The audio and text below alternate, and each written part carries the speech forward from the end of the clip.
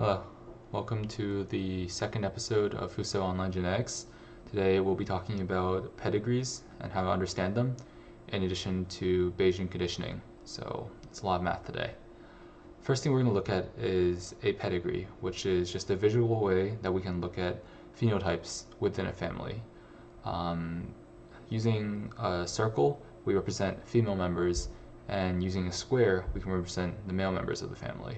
Everything else is just like a normal family tree, except we shade in a shape if an individual has a trait, and if the individual doesn't, then we just leave it blank. So in this case, you can see that in the first generation, the parental generation here, the male member has the trait, but if you go down a little bit, none of their offspring express the trait. And remember, this is a phenotype, so it's only the visible traits. What we actually use this for is to better understand genotypes and different types of inheritance. And then in this case, we just have a nice example of the Romanov family, which inherited through European interbreeding some genetic traits such as hemophilia, and this is how we can understand. So in this case, we have autosomal dominant. Autosomal, just a quick recap, is when a trait is contained on any chromosome that is not a sex chromosome, so not X, not Y. In this case, we see that it's dominant because here we have, in the first generation, the female parent has the trait, and from here it's dominant in that it doesn't skip any generations, it just gets passed straight down. What we see here in autosomal recessive is that even though the male parent in generation 1 on this chart, on this pedigree, has the trait, it's still carried just recessively because it skips the next generation. That's how we can tell the difference between dominant and recessive. Another type of relatively common trait can be passed through X-linked recessive inheritance, which is when, and you can see like there's a lot more males than females who have, it's easier to see with large amounts of data, but this is where the trait is carried on the X chromosome, which is why more males have it than females, because the males only have one copy of the X chromosome, and they only have one copy, which means that if that copy contains that trait, then that's what you have. But if it's recessive and you're female and you have one good copy, or I guess one copy without, one copy with the recessive trait, then you're not going to express that, which is why in this case the two females here don't, but the two males do express that trait, and so forth. So now we can go on to the math here. So conditional probability is just a way of adjusting what we know and our given probabilities.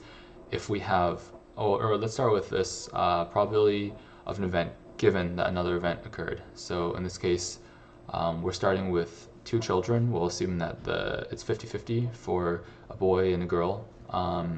So if John has two children, then if you don't know anything else, so this is before any additional information, a priori, then, well, the first boy, the chance of that is 1/2. The second boy, the chance of that is 1/2. So we can multiply them together. The chance that he has two boys is 1/4. Now we're given new information. So one child is a boy, at least. So we can either have one or two boys. Then we want to see the probability that he has two boys given this new information.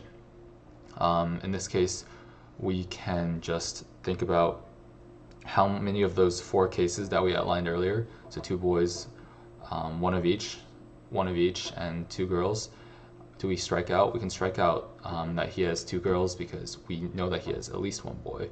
So now two boys is 1 out of 3 choices, or 1/3 probability. This leads us into Bayes' theorem, which is a better way to quantify within an equation what we just talked about. So just to clarify the notation here, the sort of straight line, that's basically saying given that. So in this case, the probability of A and B occurring together is equal to the probability of A given B multiplied by the probability of event B happening. We can also just replace the values B given A, probability of A in the second line, and it's the same thing. And just like to really hammer it home, the thing that we see on the right here, make sure that you always think of it that you can always go back to the idea that it's both events occurring at the same time.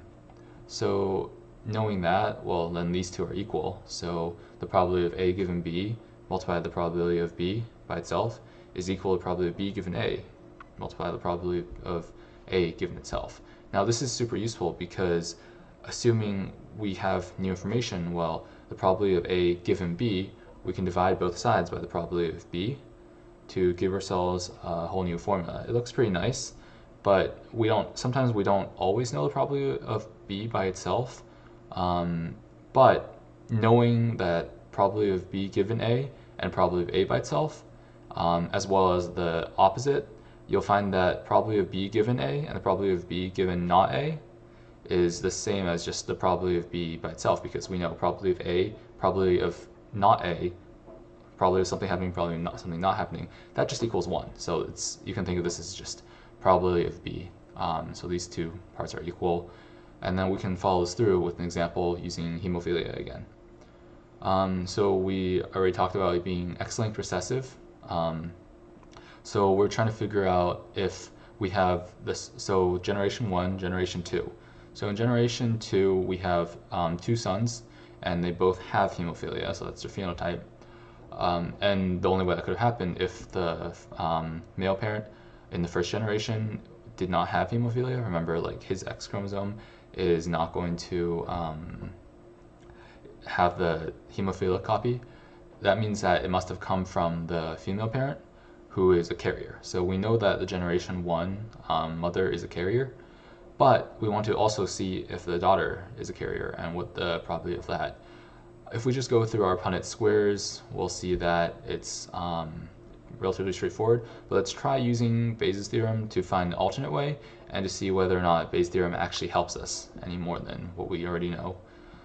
So we'll put it through Bayes' theorem.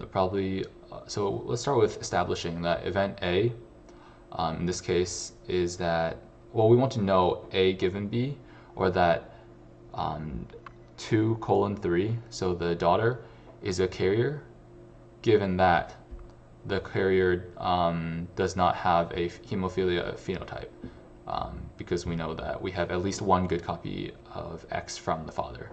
So knowing that, we can use Bayes' theorem.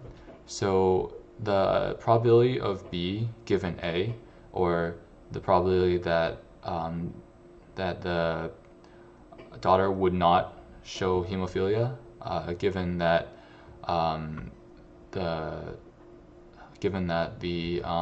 that they are a carrier, is going to be 1. And we also know that the probability of the daughter being a carrier is 1/2 from Punnett squares. Likewise, we can also say that the probability of having, so we're sort of carrying this whole thing down, so this is going to be 1/2 again. The important part is now the probability of not having the hemophilia phenotype and not being a carrier.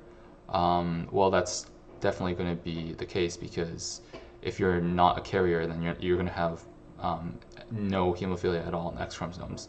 And then the probability that they're not a carrier is just 1 minus the probability that they are a carrier. 1 minus 1/2, that's 1/2.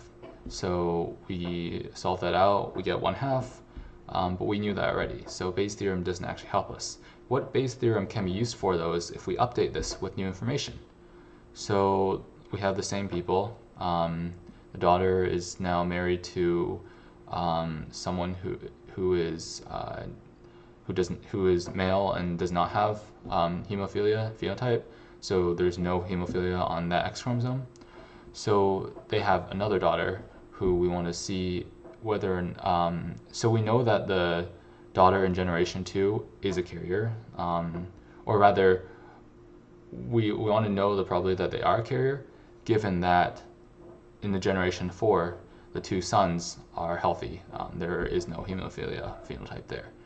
So this time we can assign the events. So instead, before, the event A is the same. We're trying to see if this daughter in generation 2 is a carrier.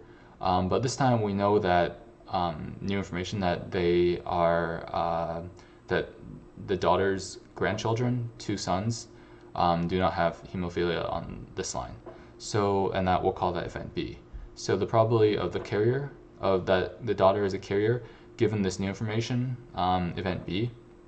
So we follow through with the same thing as before, the probability of event B. So both sons are healthy, given that the original daughter in generation 2 was a carrier, is 1/4, because if it carries down, then you have 1/2 chance of being healthy and 1/2 chance of being healthy. We know those multiply together to 1/4. And again, we're still going with what we know from earlier, that the probability of being a carrier is just 1/2. And then we'll go down to the bottom. So it's the same thing, just 1/4 times 1/2. We could just copy that down. But in this case, we want to look at the probability that the sons are healthy, given that the daughter originally was not a carrier. Well, if the daughter originally was not a carrier, that means that there's absolutely no hemophilia going downwards, and that means that there's no way they would have had hemophilia and that they are both healthy. That's got to be the case. So this is 1 here, and then the probability it's not a carrier is the same, 1/2. This time when we do the math out, we get 1/5.